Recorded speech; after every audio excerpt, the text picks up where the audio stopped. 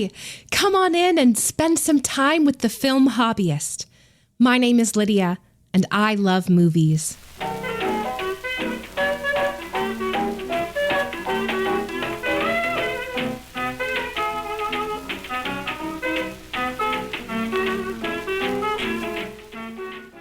We're sitting here in my attic room. There are craft supplies all over the floor, a large packet of thin markers, a stack of colored papers, the paper confetti and kid scissors that mark a good project. My kids were up here with me today. Being a parent, being around kids all day, every day, means having the same conversations over and over again. It's important that you treat each other with respect, as if the other person is someone who matters. If someone is annoying you, ask them to please stop. Ask them calmly first, then quietly but firmly, and then you come get a grown-up. But you need to talk to them first before you come to me. And did that choice make the fight bigger or smaller? It can be pretty exhausting, but then I'm often reminded of how few grown-ups ever learned these things, either because a grown-up never taught them or because they refused to listen. And I have to believe that it will be worth it, that my kids will hopefully learn conflict management and how to live at peace with others, so far as it depends on them. Today, I'm going to be talking about a film that debuted on Netflix last year, Rebel Ridge, directed by Jeremy Saulnier, a very skilled filmmaker with a particular reputation, one that actually kept me away from this movie for a few months. I watch a lot of movies of all kinds. I read about even more. And I've started to identify certain words, certain descriptors that indicate when a movie is not my cup of tea. One of those is bleak. Bleak movies stick to me. I find I can't shake them for days after, and it's a real struggle to go about my life. It often affects my mood and even my mental health. This isn't to say I avoid movies that deal with tough topics. Far from it. I actually really love movies that are honest about the realities of suffering in the world, of pain and difficulty. But I need a crack of hope. I need a breath of catharsis. I need a sense of purpose in my pain. Jeremy Saulnier is known for making high-quality, bleak thrillers. His biggest hit was a movie called Green Room, one that contains reportedly phenomenal performances from Patrick Stewart and the late Anton Yelchin, and is an incredibly tense, bleak film straddling the horror-thriller line. It's one of those stories where people are horrifying, and the terrible things they will do to each other are the nightmare that traps the protagonist and his unlucky punk band. I have heard only praise about this film. I've read reviews, I've watched video essays, and I know that actually watching the movie would be very bad for me. So I didn't watch Rebel Ridge when it came out.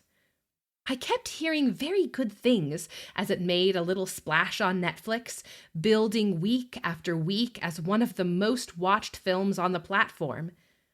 But I kept reminding myself that Jeremy Saulnier does not write movies that are good for my mental health. What changed my mind was this pitch. What if Rambo in First Blood was committed to non-lethal tactics? I love action movies. If you visited me back in March, you'll have heard me wax eloquent about my love for Raiders of the Lost Ark, an action-adventure movie. I'm also one of those people who thinks Die Hard is a Christmas movie, and it's part of my yearly tradition. Action is a cozy genre for me. If I'm having a bad day, there's nothing better than curling up with a movie where a dude is going to solve his problems by shooting or punching another dude in a particularly skilled or inventive way. It's probably the catharsis talking. But I'm highly aware that there's a level of personal cognitive dissonance here. John McClane, from Die Hard, is the kind of cop that should not be a cop. Like, he genuinely should have been fired years ago. He is way too quick to pull his gun. He literally kills first, asks questions later.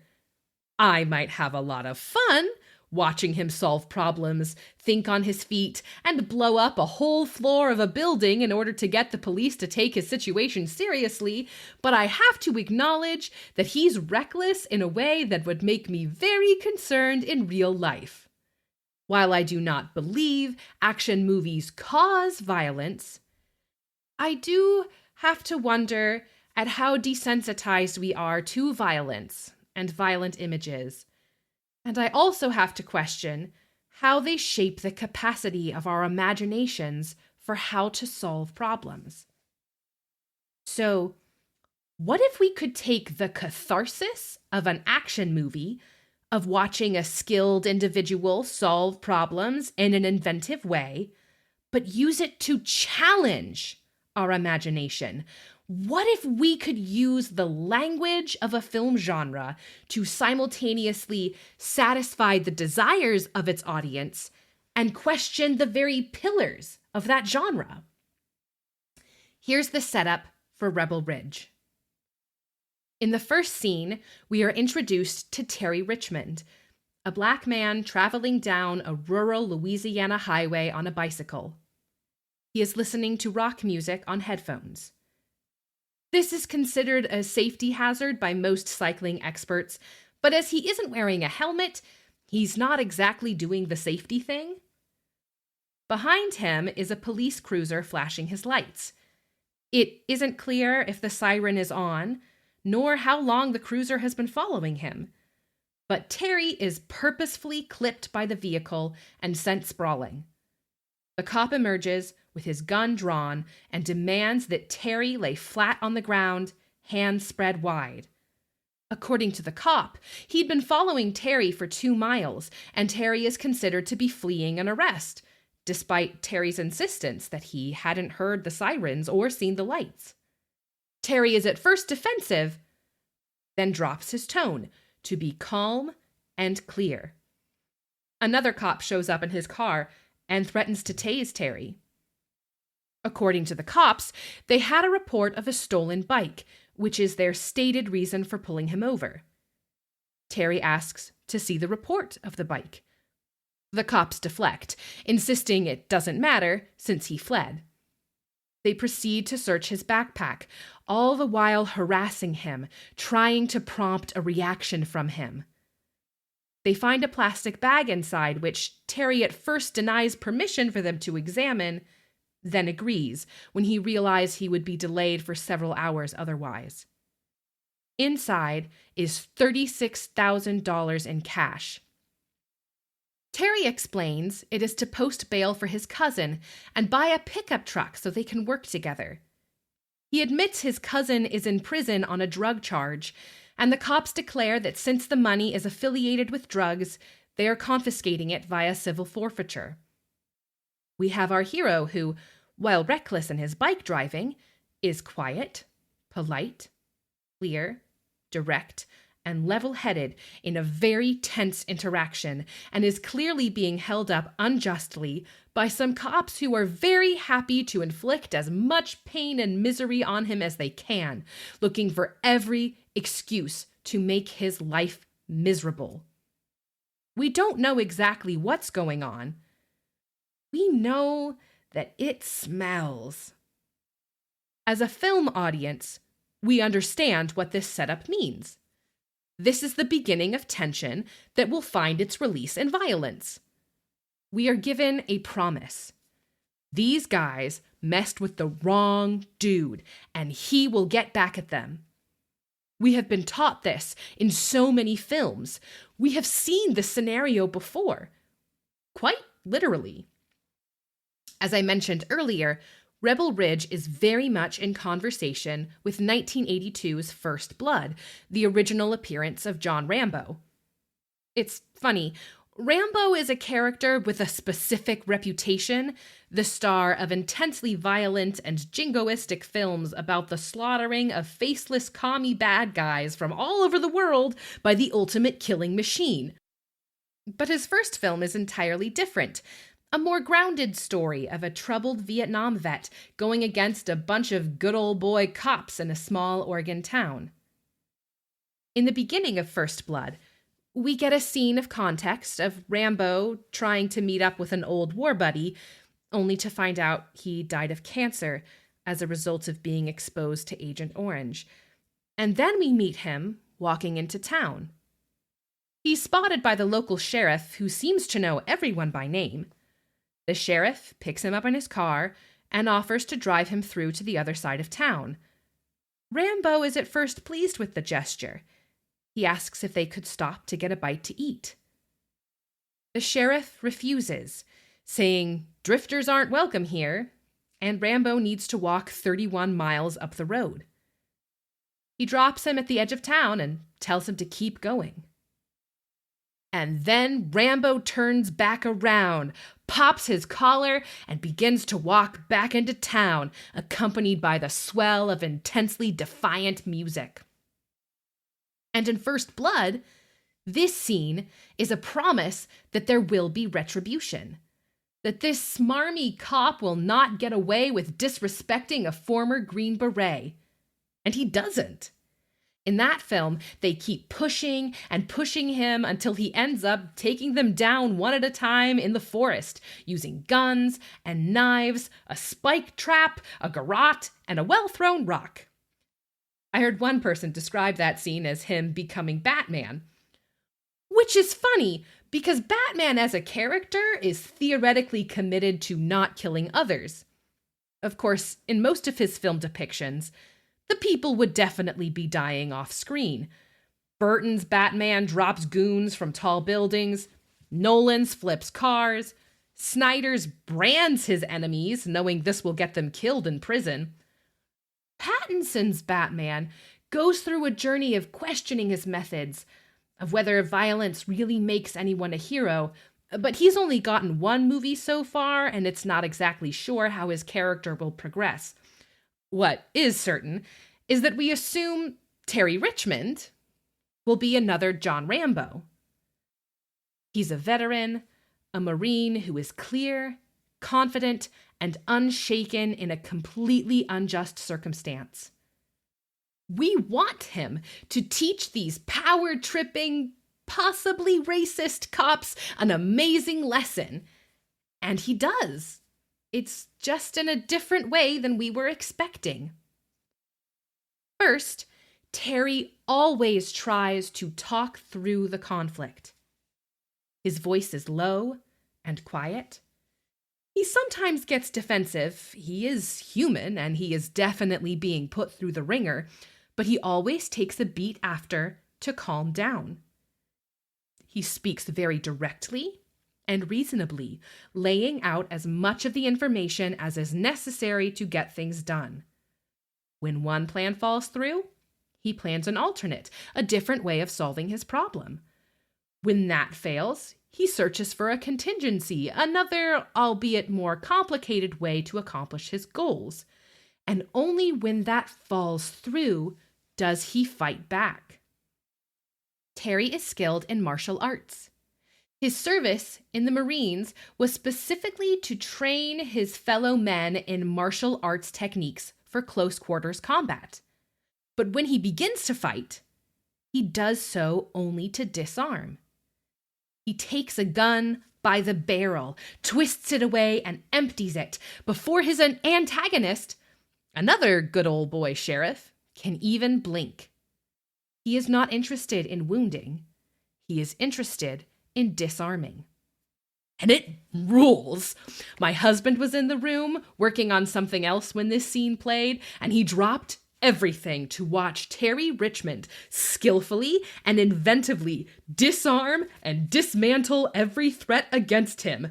It is perfect, fist-pumping, enthusiastic yelling action movie catharsis. And everybody is alive at the end of this scene. Everybody's still breathing.